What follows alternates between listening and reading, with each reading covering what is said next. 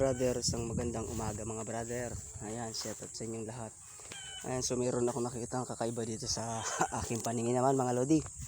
Ayan, so titiritso tayo din sa mismong may-ari ng pispan para ating usisain at sa ako ay medyo namangha kay sir sa kanyang ginagawa. Oh. So napakita yung mga lodi, napakaganda ng kanyang pispan. Oh.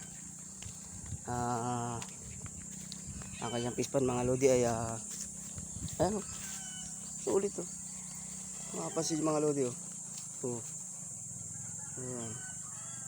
Ika nga running water siya mga lodi kasi pass to pass ang plus ng kanyang tubig. Lalabas, papasok mga lodi. Ayan. Nandito ngayon mga lodi sa Barangay Mapulot kung saan tayo nagtatrabaho na naman. Diretso tayo kay sir.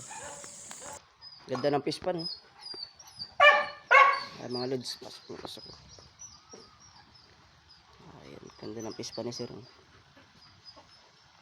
Sarap lang ng bahay. Mga lods. At balik tayo mga lodi. Ganda ng pispan ni sir.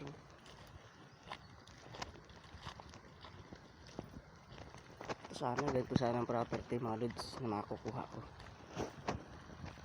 Relax oh.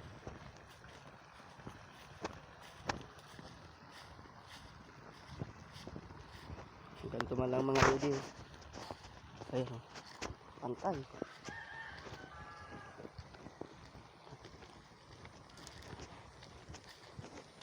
Yan nga pala mga lodi. Dito sa malaking ilog ng Mapulot.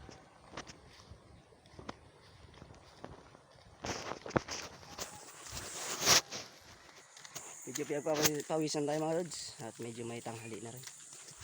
Oras natin ay 10 o 5.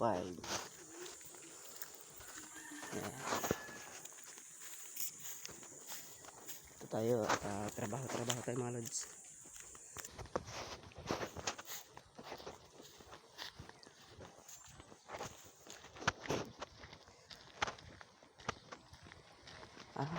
So yan, at balik to na back to gaya naman tayo mga lodi. So paano, hanggang dito lang muna tayo mga lods. So magandang tanghali.